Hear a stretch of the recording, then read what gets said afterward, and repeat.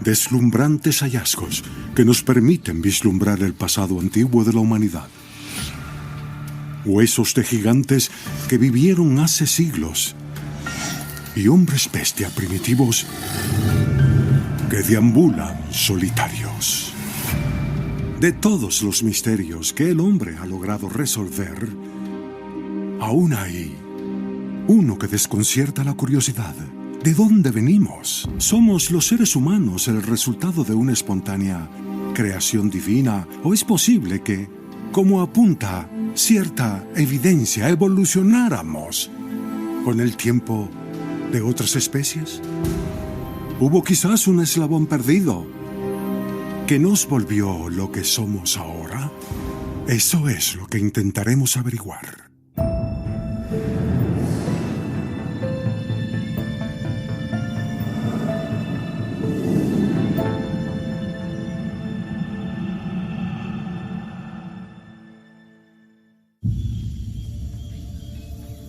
Desde los albores de la humanidad, el hombre se ha preguntado ¿cómo es que existe?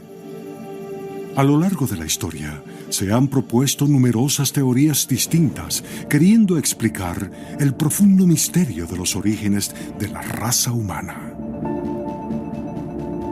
En los registros más remotos está claro que las culturas humanas de todo el mundo sentían curiosidad por nuestros orígenes. ¿De dónde venimos? Excelente pregunta, que además significa algo diferente para cada quien. Cada civilización tiene una historia originaria propia.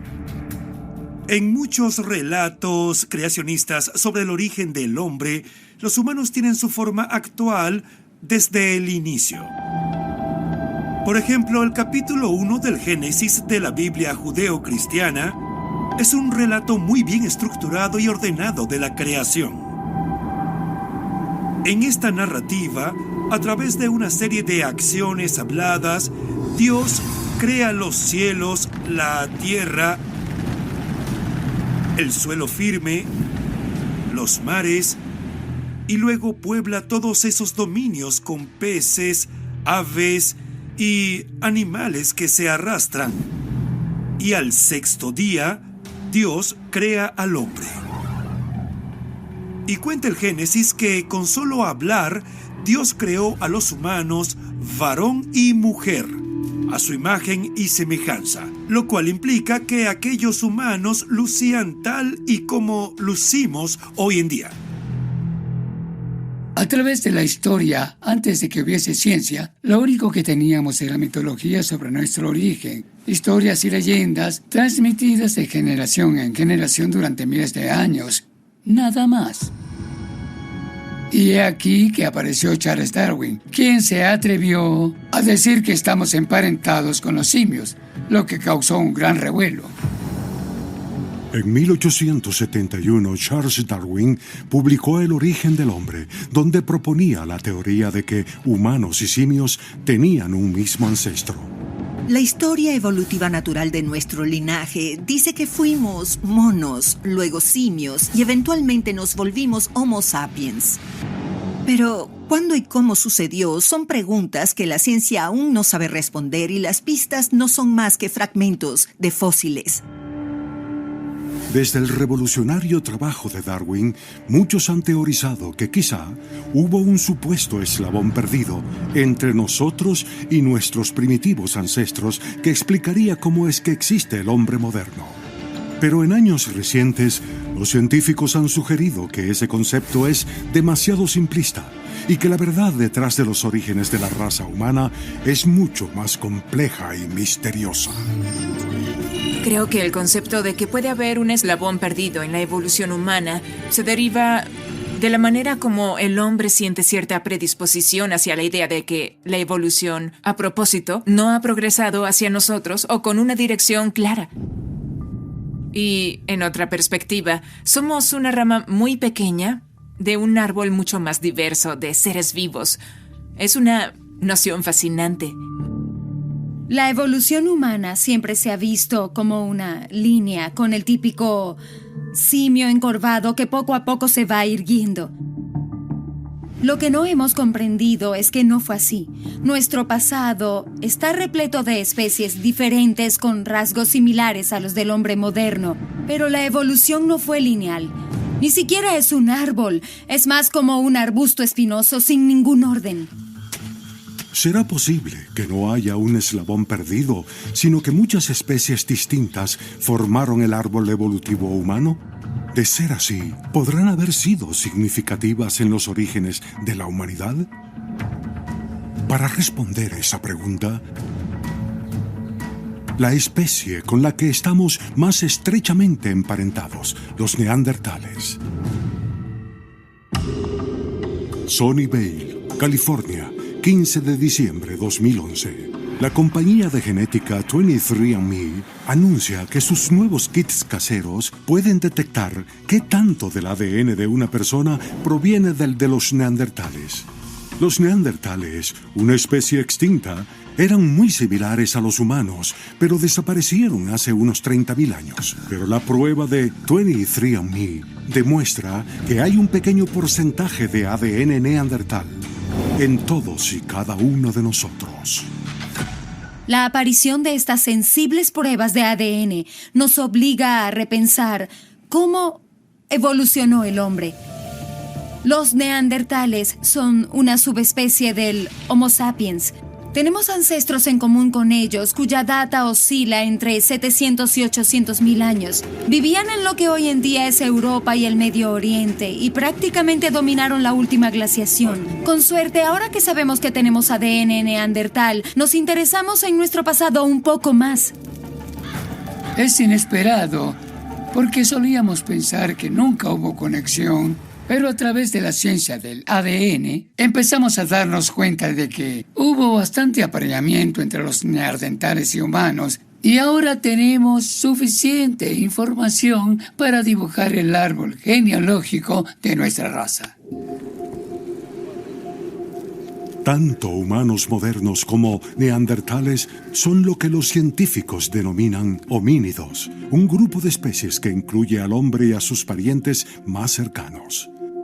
Hasta ahora se han descubierto fósiles de 21 especies diferentes de homínidos y nuevos hallazgos genéticos ahora revelan que tenemos más en común con los neandertales y otros homínidos que lo que antes se pensaba. Los fósiles neandertales salieron a la luz en la primera mitad del siglo XIX, pero en esa época fueron descartados como seres inferiores. De modo que la idea de que la humanidad cuente con ADN neandertal cobra una importancia increíble, porque demuestra que son nuestros primos distantes. Cada vez comprendemos más y más que eran a todas luces humanos. Si hubiese neandertales hoy en día y anduvieran vestidos de traje, ¿sabríamos que lo son? La respuesta es que seguramente no.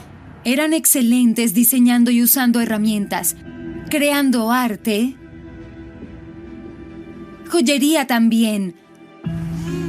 Recién se descubrió que los neandertales enterraban a sus difuntos, lo que es una prueba de que se preocupaban por sus seres queridos. Lo que hemos aprendido estudiando ADN neandertal es que algunos rasgos que tenían los neandertales fueron heredados por poblaciones humanas modernas, siendo una de esas características la propensión a la diabetes, algo que terminó transmitiéndose a pesar de que implicaba cierta desventaja para sus portadores. Nuestros parientes más próximos son los neandertales y ya no existen, pero lograron sobrevivir en nuestro ADN. Mientras más aprendemos de ellos, más aprenderemos de nosotros. ¿Jugó el neandertal un papel crucial en la evolución del humano moderno? ¿O será solo una pieza del rompecabezas? Porque recientemente científicos desenterraron los huesos de otra especie antigua en Asia que quizá participó en nuestro desarrollo, aunque nadie sabía su existencia. Isla de Flores, Indonesia, 2003. Arqueólogos que realizaban excavaciones en los oscuros rincones de la cueva Liang Bua dejan al descubierto los restos óseos de un humano primitivo. Extrañamente, los huesos parecen pertenecer a un adulto de menos de 1,20 m de altura. Y un análisis genético asegura que la escasa estatura de la persona no se debe a una deformidad sorprendentemente. El individuo pertenece a una especie previamente desconocida de humanos en miniatura, que vivieron hace 60.000 años. El equipo que llevaba la excavación en Flores desenterró un esqueleto parcial que ahora conocemos como LB1 o Lianhua 1. De inmediato causó sensación en todo el mundo. Sabemos que es miembro del género Homo porque hay rasgos en sus dientes y mandíbula con los que solemos definir nuestro género. Y son esas características las que ayudaron a entender que está emparentado con nosotros, pero es más pequeño. Tras estudios posteriores, la recién descubierta especie de humanos en miniatura fue bautizada como Homo floresiensis, en honor a la isla de Flores, donde fue hallada. La pregunta clave aquí es cómo los ancestros del Homo floresiensis llegaron a Flores. Flores es una isla oceánica, lo que significa que nunca ha estado unida por tierra ni al continente asiático ni a Australia. Siempre se ha pensado que solo el hombre moderno fue lo suficientemente listo para, de algún modo, alcanzar islas como esa, atravesando aguas abiertas. De manera que hallar al Homo floresiensis en una isla oceánica nos demuestra cuánto subestimamos a los homínidos primitivos en términos de capacidad migratoria. Lo más interesante es que encontraron herramientas en la isla de Flores. La presencia de herramientas en una región aislada de Indonesia abre una caja de Pandora de ideas. ¿Cómo llegaron ahí? ¿Hace cuánto existen estos seres y con qué nivel de sofisticación contaban? El Homo floresiensis desapareció hace unos 50.000 años, pero solo tenemos la evidencia de esa cueva. Así que creo que aún nos falta mucho por descubrir para de verdad dar con la explicación más probable sobre su extinción. Gracias a su estatura, algunos antropólogos apodaron al Homo floresiensis los hobbits, en referencia a los personajes de pies lanudos de la Tierra Media, popularizados por el escritor J.R.R. Tolkien en su libro de 1937, El Hobbit. Lo que ha llevado a muchos a preguntarse, ¿podrían humanos de talla hobbit ser parte del eslabón perdido? El Hobbit es la mejor ocasión para decir, detengámonos un momento y pensemos en qué está sucediendo. Mientras más tiempo pasa, más evidencia encontramos de que había toda una gama de diversos tipos de humanos. La ciencia debe mantener la mente abierta, incluso si algo perturba nuestra percepción de quiénes somos o de dónde venimos, porque apenas empezamos a comprender que el Señor de los Anillos es el modelo perfecto de que existen otras especies por ahí, aunque no han sido descubiertas. El Homo sapiens no es necesariamente el único enemigo de Mordor. El descubrimiento del Homo floresiensis es prueba de que los humanos somos solo una de muchas especies con intelecto que han habitado la Tierra. E increíblemente, puede que haya evidencia no solo de humanos de tamaño hobbit, sino de especies gigantes que alguna vez deambularon por lo que hoy en día es Rusia. Macizo de Altai, Siberia. Un grupo de arqueólogos que excava una caverna hace un hallazgo insospechado. Consiguen 2 gigantescos molares humanos de tamaño 2 veces el de una persona moderna. Lo que encontraron fue unos dientes enormes tan grandes que pensaron que eran de oso de las cavernas, pero cuando los secuenciaron se dieron cuenta de que se trataba de un nuevo primo humano que pudo haber medido hasta 2,5 metros con cráneo y mandíbulas gigantes, una verdadera sacudida para la antropología. Análisis posteriores a los dientes revelaron que tenían más de 50.000 años de antigüedad y le pertenecían a una subespecie humana desconocida hasta aquel momento y a la que llamaron hombre de Denisova. A partir de la escasa evidencia de huesos y dientes hallada, no solo en las cuevas de Denisova en Siberia, sino la de unas enormes mandíbulas encontradas en una caverna de la meseta del Tíbet. Hay toda clase de indicaciones de que hubo gigantes caminando por la tierra en la antigüedad. ¿Es posible que el árbol genético humano alguna vez haya incluido una rama de gigantes reales? Muchos expertos opinan que es posible, no solo dada la evidencia fósil, sino por la existencia, desde hace miles de años, de leyendas sobre seres de extraordinario tamaño. En las tradiciones europeas siempre se ha hablado de gigantes. Es parte de la cultura general y ahora sabemos que el folclore puede durar miles de años. Entonces, es posible que los antiguos se hayan topado con denisovanos y asumido que se trataba de gigantes que, aunque eran toscos y vivían de manera distinta, eran capaces de interactuar con ellos. O que quizá desenterraron o encontraron huesos y dijeron, vaya, estos sujetos eran muy grandes y así surgió la leyenda. Estoy seguro de que hay otras versiones arcaicas del hombre por ahí que todavía no hemos descubierto. Creo que apenas comenzamos a desenmarañar un árbol genealógico, del que sigue habiendo ramas ocultas que aún no encontramos. Y aunque no hay evidencia, creo que la habrá con el paso de los años. Especialistas piensan que los primeros humanos coexistieron con diversas especies similares a nosotros. Pero si eso es cierto, ¿qué fue de ellos? ¿Solo desaparecieron? ¿O a lo mejor siguen presentes en zonas remotas por todo el mundo? La Costa Dorada, Australia, 1997. Dean Harrison, de 27 años, sale a hacer un poco de ejercicio nocturno en un área boscosa del poblado de Ormeau. De repente, ve una figura enorme moviéndose en el bosque.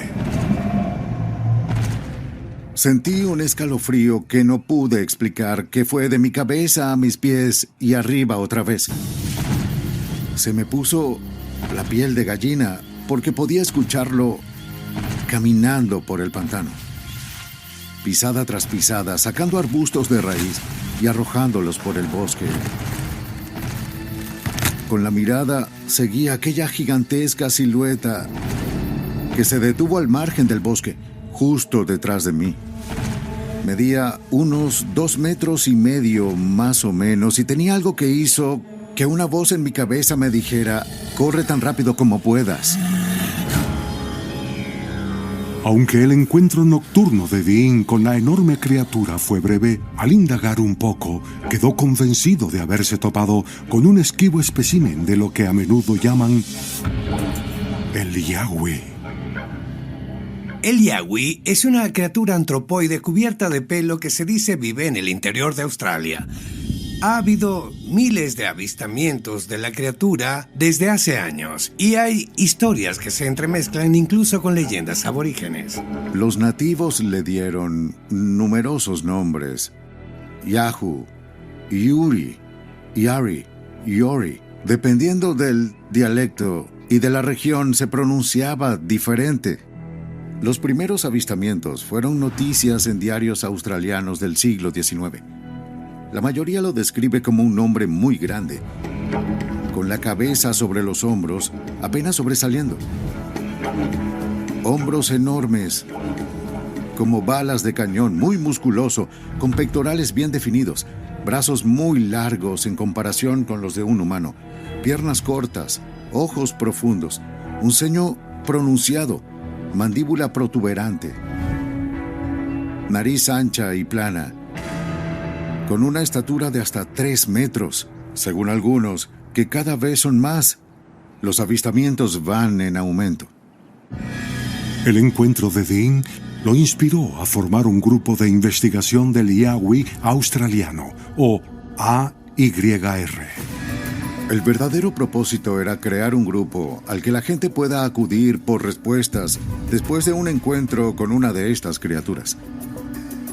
En nuestras expediciones ha habido muchos encuentros y avistamientos en los últimos 25 años. por toda la gran cordillera divisoria, desde Victoria al sureste hasta el norte. Es factible que una especie de gigantescos simios humanoides de verdad se esté ocultando dentro de Australia.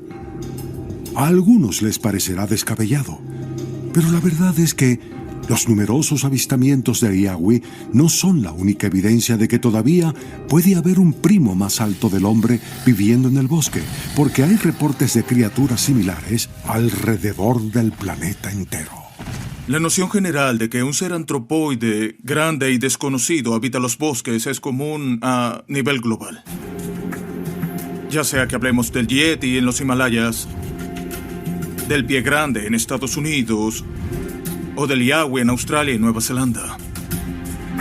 Pareciera una criatura que está alrededor del mundo. La bióloga evolutiva Jane Goodall una vez dijo que era posible que tal criatura existiera. Que alguien con tan impresionante reputación científica hable de tales posibilidades de que esta criatura exista es prácticamente evidencia. Al estudiar a los primeros hombres, encontramos varias clases similares de homínidos.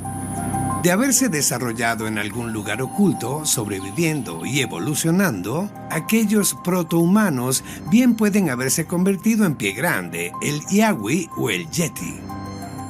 Y si llegásemos a encontrar evidencia, fotos o videos irrefutables de dichas criaturas, todo lo que sabemos sobre nosotros y nuestra evolución cambiaría por completo. Podríamos estar emparentados de cerca con estos seres. Podría tratarse de una rama de nuestro propio árbol ancestral. ¿Es posible que el Iagüi, pie grande y el Yeti sean reales? Como sugieren los innumerables avistamientos a nivel mundial, y si es así, ¿son tales criaturas parte de una rama perdida del árbol genealógico humano?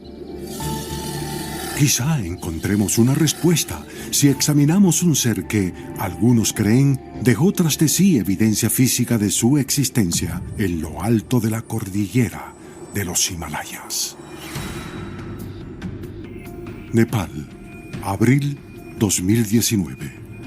Desde su campamento base Makalu, localizado a cerca de 20 kilómetros al suroeste del monte Everest, el equipo de expedición de montaña del ejército indio publica una fotografía de un par de pisadas inusualmente grande. Una expedición del ejército indio observó unas huellas muy extrañas en la nieve. Y cuando se acercaron a ellas, se dieron cuenta de que cada una tenía más de 80 centímetros de longitud y casi 40 de anchura. Y llegaron a la conclusión de que posiblemente pertenecían al legendario Yeti, que en Occidente conocemos como el abominable hombre de las nieves. El ejército indio no es nada propenso a divulgar material sensacionalista, así que mucha gente quedó boquiabierta.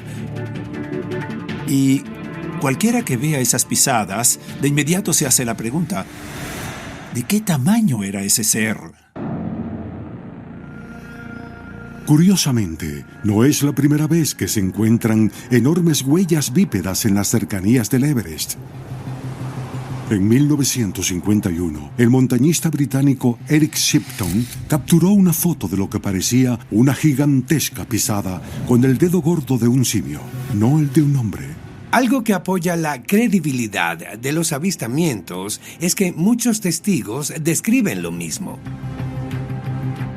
Se han tomado fotografías y se han hecho moldes de yeso de incontables huellas durante años, cosa que solo corrobora los diversos testimonios que sugieren que algo sigue estando ahí afuera. La idea de que haya criaturas como el Yeti viviendo en las montañas puede sonar incluso disparatada, pero ha habido muchos recuentos similares de extraños animales bípedos en la historia. Por ejemplo, hay una particular especie que se piensa habitaba Norteamérica y solo aparecía de noche. Murphy, Carolina del Norte, 1841. Felix Axley, un granjero local, está sembrando las primeras semillas de la temporada cuando siente que su arado se atasca con algo bajo el suelo. Escarba la tierra para hallar la raíz del obstáculo y desentierra una extraña estatua tallada de dos criaturas que parecen humanas, pero tienen cuerpos bajos y ojos grandes y redondeados. Sus rostros lucían casi planos. Bien, y sus ojos eran prominentes. Cuando Felix Axley la sacó de la tierra, seguramente no tenía idea de qué estaba viendo. Solo la colocó en una carretilla, la llevó hasta su propiedad y la reclinó de su pozo. Y allí estuvo durante años. La estatua se convirtió en una curiosidad local por más de un siglo, pero hoy en día reposa en el Museo de Historia del Condado de Cherokee, porque un grupo de expertos determinó que el tallado representa a miembros de una civilización de leyenda a la que los Cherokee se referían como el pueblo de los ojos de luna. En 1797, Benjamin Smith Burton publicó un libro citando a un veterano de la Guerra de Independencia que fungía de puente entre el gobierno y la comunidad Cherokee de Georgia, de la que había aprendido sobre la leyenda del pueblo Ojos de Luna. La leyenda habla de personas de grandes ojos que podían ver de noche, pero no muy bien de día. Los Cherokee de los Apalaches en Norteamérica ingresaron a la región hace aproximadamente 1000 años. Cuando llegaron allí, la zona ya estaba ocupada por cierta población a la que ellos se refirieron como el pueblo de los ojos de luna, del que se dijo existía desde hacía decenas de miles de años. Los ojos de luna han sido descritos como seres con una estatura cercana a 1 metro y con cabezas proporcionalmente más grandes que las nuestras. Tienen ojos color azul pálido y piel de tez clara. Eso significa que la luz solar directa no les favorece, por lo que son principalmente nocturnos. El pueblo de los ojos de luna vivía en la margen este del río Valley, y los Cherokee habitaban la zona entre los ríos Hiwassee y Valley. Los Cherokee vivieron en armonía con los ojos de luna por un tiempo, pero eventualmente entraron en discordia por cuestiones de propiedad. Y el pueblo Ojos de Luna fue desplazado por los Cherokee. Cuenta la leyenda que, tras ser expulsados hacia el oeste por los Cherokee, el pueblo Ojos de Luna desapareció y nunca fue visto de nuevo. ¿Realmente hubo una sociedad primitiva de pálidos seres humanoides con ojos enormes viviendo en Norteamérica? Muchos especialistas dicen que es posible, porque los Cherokee no son los únicos nativos estadounidenses cuyas leyendas hablan de los ojos de luna. Es interesante que los Lakota, los Sioux y muchas otras tribus tienen leyendas sobre gente pequeña con ojos muy grandes. Incluso se ha hablado de que Lewis y Clark se encontraron con tribus nativas en Dakota del Sur y los aborígenes les dijeron que esas personitas eran malévolas.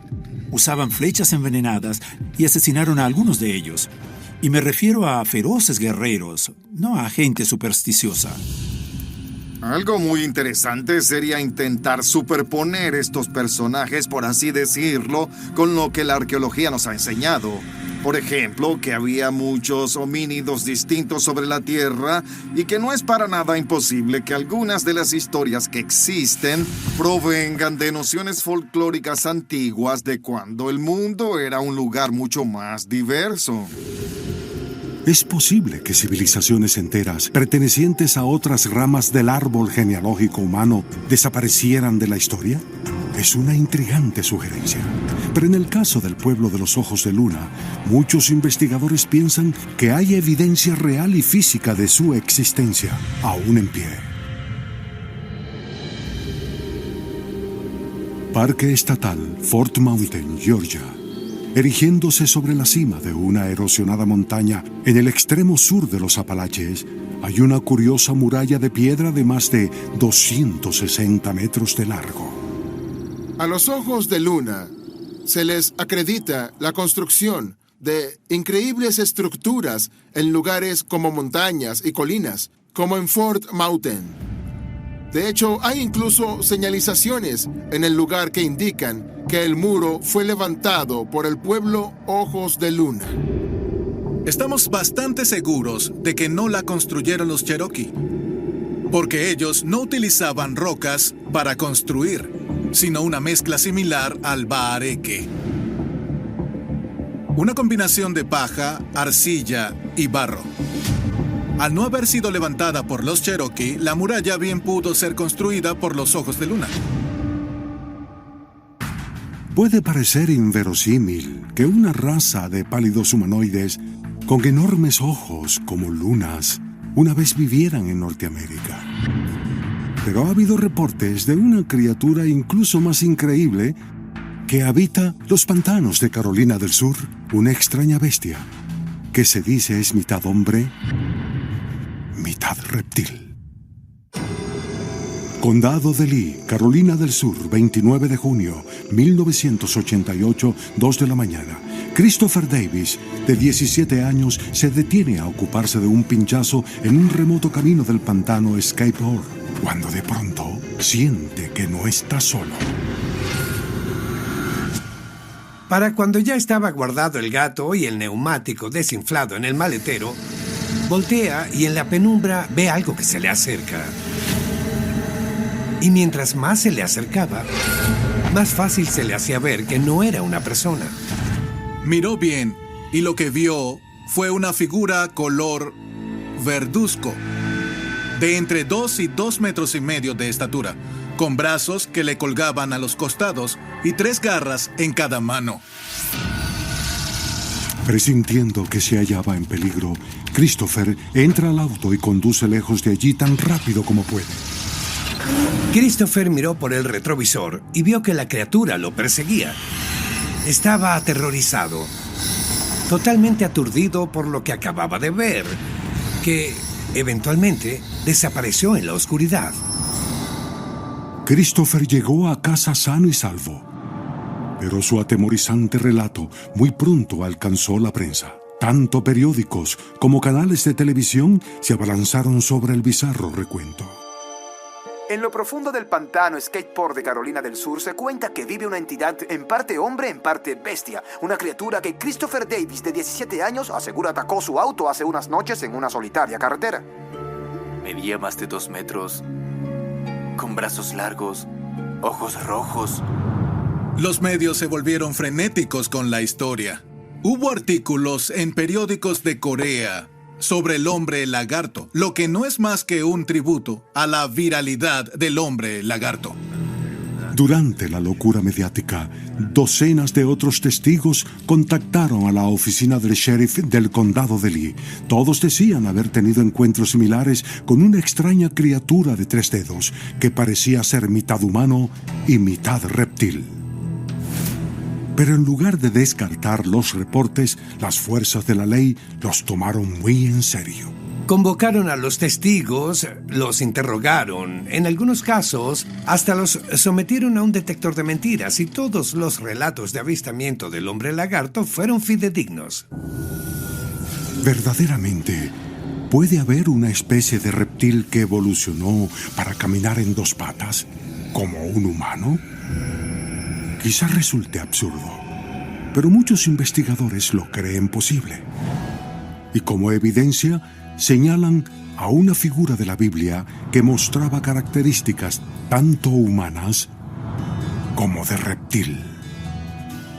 La serpiente del jardín del Edén no era una serpiente ordinaria en cuanto a que hablaba. En el Viejo Testamento se describe cómo ésta engañó a Eva y que, como parte de su castigo, Dios la maldijo a arrastrarse sobre su vientre, lo que implica que antes podía movilizarse de otra manera, es decir, que pudo haber sido un ser que caminara. Según algunas leyendas que se originaron, comprobables en algunas obras de arte medievales, la serpiente tenía patas, Algunos de los mitos hebreos acerca de Eva y la serpiente dejan tácito que debe haber tenido brazos y manos que usó para guiar a Eva a tocar el árbol o entregarle el fruto prohibido. Así que la idea de un híbrido entre reptil y humano es muy antigua. La noción de que una antigua especie reptil con rasgos humanos puede haber evolucionado en paralelo con el hombre es intrigante. Pero, ¿acaso hay evidencia científica que sugiera que tales seres existen? Múnich, Alemania, 3 de mayo 2018. Neurocientíficos de la Sociedad Max Planck publican un estudio histórico. Aseguran haber descubierto un nexo evolutivo entre el desarrollo del cerebro humano y el de reptiles primitivos que vivieron en un pasado distante. Los humanos son mamíferos y los reptiles reptiles, pero en algún punto tuvimos un ancestro en común. Los sinodontos, que existieron hace 235 millones de años, unas pequeñas criaturas que tenían atributos de roedor, a pesar de ser reptiles. En términos evolutivos compartimos muchos rasgos con nuestros parientes reptiles. Cosas como el saco amniótico, las 4 extremidades y elementos de nuestro sistema neurológico, como la región basal del cerebro y el cerebelo. Así que cualquier reptil conocido, ya sea un cocodrilo o una tortuga, es, de hecho, nuestro pariente, aunque un pariente muy distante. Podría ser que muchos de los rasgos evolutivos del hombre moderno no surgieran de un primate antiguo, sino de un ancestro reptiliano hace cientos de millones de años. Y de ser cierto, es posible que haya bizarros híbridos entre humanos y reptiles aún con vida. Se sabe de cantidad de otros avistamientos del hombre lagarto fuera de los condados de Lee y Sumter en Carolina del Sur. En Europa, otros en Sudáfrica. En todos los casos, medía alrededor de 2 metros y tenía ojos rojos. Siempre se habla de ojos rojos, un aspecto en común que es difícil de ignorar. Así que ciertamente es posible que el hombre lagarto sea real. Si alguna vez se demostrara que una raza reptiliana habita la Tierra, eso desafiaría todo lo que actualmente pensamos de la evolución. Cosa que también podría ocurrir con algunos antiguos esqueletos recientemente hallados en África, esqueletos que ofrecen nuevas pistas sobre el origen de la humanidad.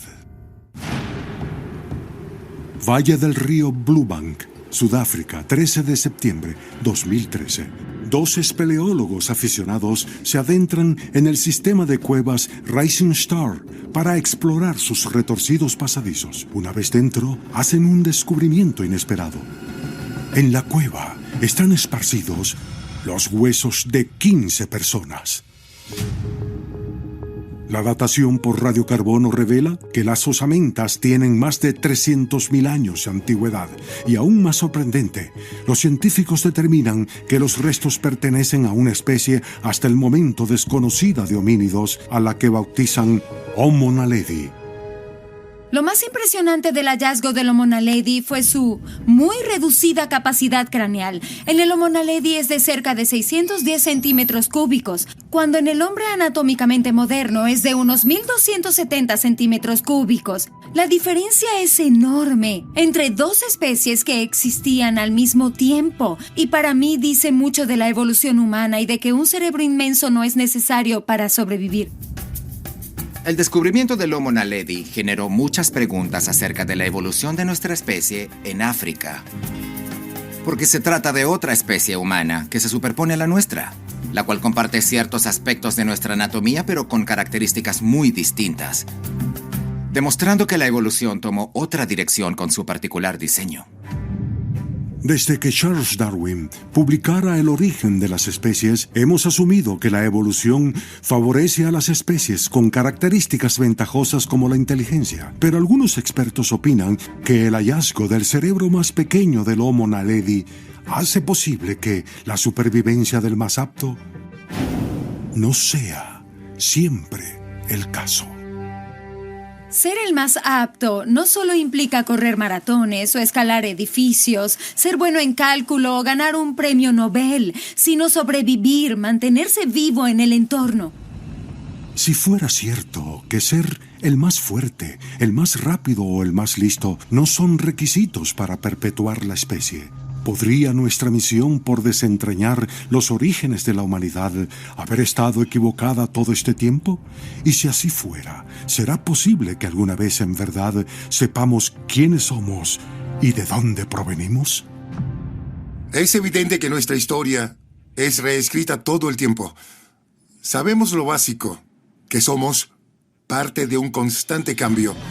Y estoy seguro de que habrá más hallazgos, tanto de fósiles como de ADN, que nos brinda tanta información sobre qué nos hace humanos.